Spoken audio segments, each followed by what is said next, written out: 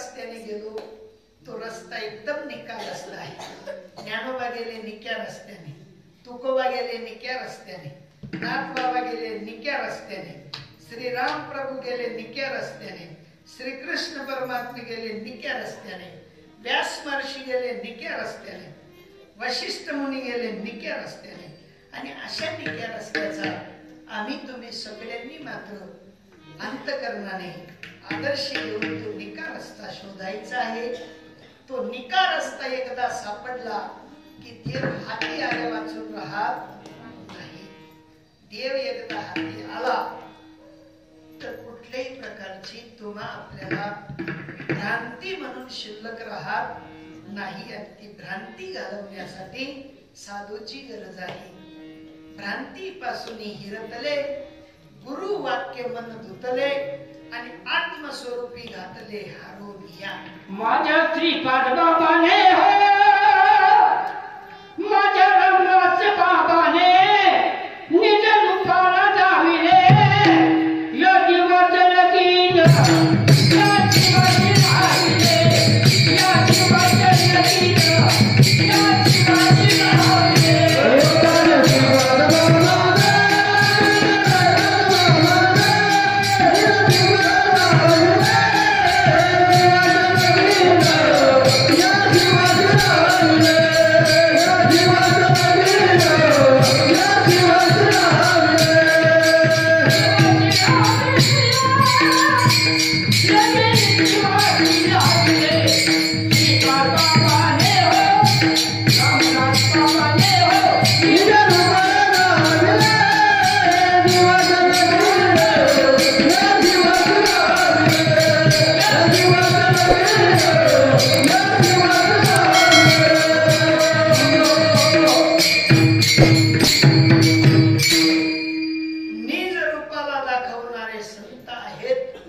संत कुठे जात नसतात, संत कुठून येत नसतात. संत ब्रीद पलटे नहीं, जुग जुग गए अनंत, फिर इस धरा पे अवतार धरे, फिर संत नटे संत.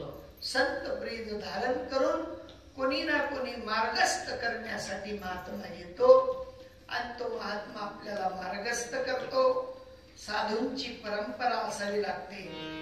हंस ब्रह्मा त्रि दत्त नारायण लक्ष्मण बलभीम सखयानंद शांतामाई बंडोबा बाबा केरोबा बाबा श्रीपाद बाबा रामदास बाबा सद्गुरु आई साहेब आप्पा साहेब अशा महात्म्यांची या भूतलावर येण्या जाण्याची प्रक्रिया कधी थांबलेली नाही. साधू कुठल्या वेशात तुम्हा आपल्याला चर्चा करण्यासाठी भेटेल याची गॅरंटी नाही. वरच्या कपड्यावर जाऊ नका साधूच्या.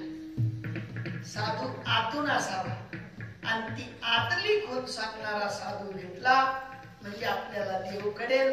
आणि जो विश्वात्मक देव आहे त्याचं भजन सुद्धा आपल्याला करायला लागेल. म्हणून एकदा माझ्या परमात्म्याचं भजन करा. ठोपार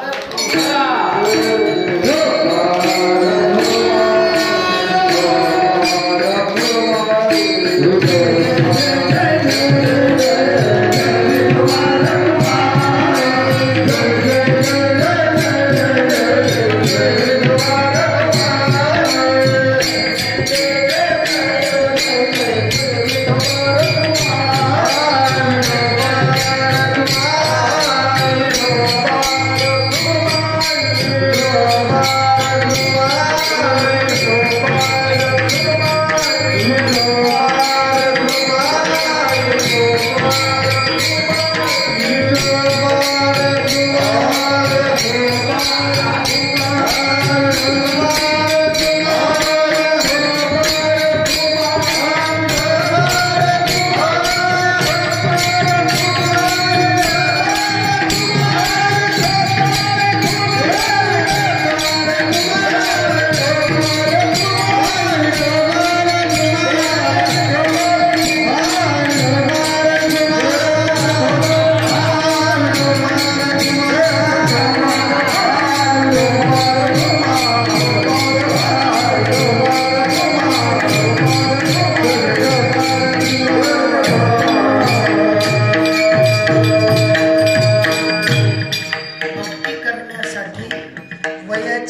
काही मर्यादा नसते. भक्ती करण्यासाठी कोणाचंही बंधन राहत नाही. भक्ती हा विषय स्वतंत्र आहे. भक्ती ही स्वतःच्या बलबुताने केली जाते. साधूंची कृपा तोंड पाहून होत नाही. साधूंची कृपा यारे यारे हा याती भलती नारी न करावा विचार न लागे चिंता करुणाशी. कोणत्याही प्रकारची चिंता न करता भक्ती शिकायची आहे. आणि ती भक्ती एकदा शिकल्यानंतर त्या भक्तीचा जो काही भाव आहे तो अनंत काळापर्यंत चालतो. तुमचं आपलं कमवलेलं 1 पिढी 2 पिढी 3 पिढी 4 पिढी चालेल, पण भक्ती सूत्राची कमाई येणाऱ्या जन्माला सुद्धा कामी लागते. माते पुरतं कमावानं पुढलं बी कमावानं. ज्यांना पुढपर्यंत कमायचं असेल त्याने विलंब न करता साधूंची माळा घ्यायची.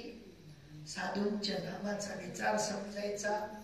एक नाम हरी द्वैत नाम हरी अद्वैत कुसरी विरळा जाणे. विरळ महात्मा ती अद्वैत कुसरी जाणतो आणि ती अद्वैत कुसरी सगळ्यांसाठी आहे. स्त्रियांसाठी, पुरुषांसाठी, बालांसाठी, अबालांसाठी, वृद्धांसाठी, पुख्त वयांसाठी, तारुण्यात असलेल्यांसाठी, सगळ्यांसाठी एकसारखी आहे.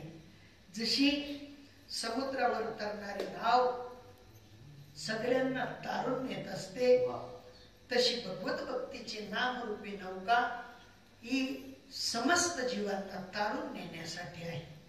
आणि त्या नामनौकेत बसा आणि भवसागर पार करून घ्या. बाकी जास्त काही बोलणे नाही. जास्ती बोलसू ते दुसरी तारीख भेटवून तारीख भेटल्या नाही का? कारण तुम्ही 4 दिन जाय ना ऐकी राह ना आणि अव काय नवीन सांगाव शिकू शेक काही नवीन शेका बट तेच शे ना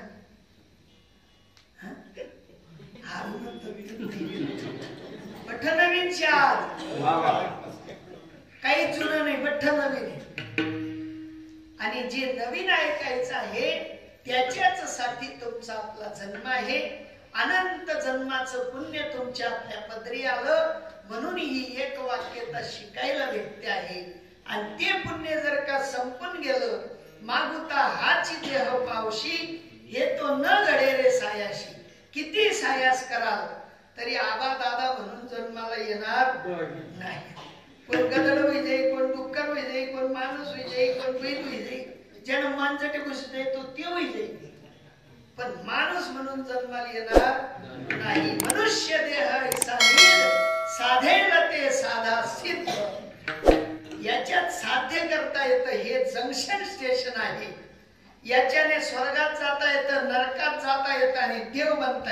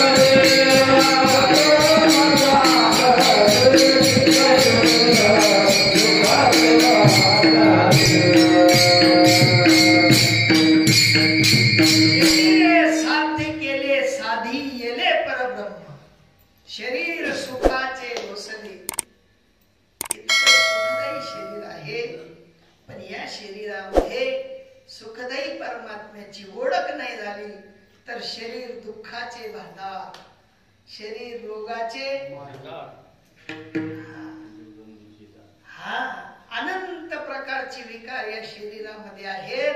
पण त्या विकारावर मात करून जसं चिखलावर मात करून कमळ उमलतं, तसं तुमच्या आपल्या ठिकाणी विकाराच्या चिखलावर मात करून साधू ज्ञानाचं कमल उमलून देतात. आणि ते ज्ञानरूपी कमल एकदा जर का खिल्लं तर दुःख शिल्लक राहत नाही. त्या दुःखातून बाद होण्यासाठी साधू महात्मे म्हणतात, आम्ही अनादी काळापासून दुःख भोगत भोगत इथपर्यंत आलो, पण साधूंची कृपा झाली आणि उरामध्ये जे दुःख होतं ते समापन करून टाकलं अभंगाचं शेवट.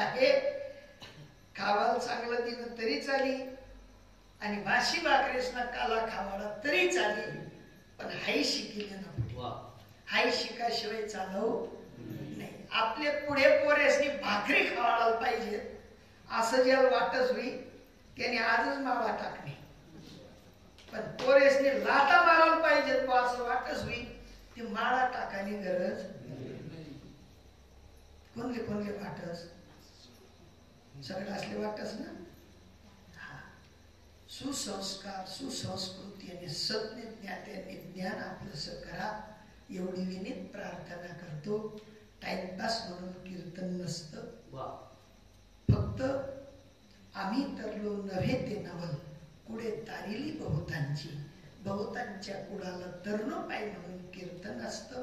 आणि त्या कीर्तनाची या ठिकाणी सांगता झाली, समारोप झाला. अशी या ठिकाणी जाहिरात करतो आणि संतांचं भजन करतो. ज्ञानेश्वर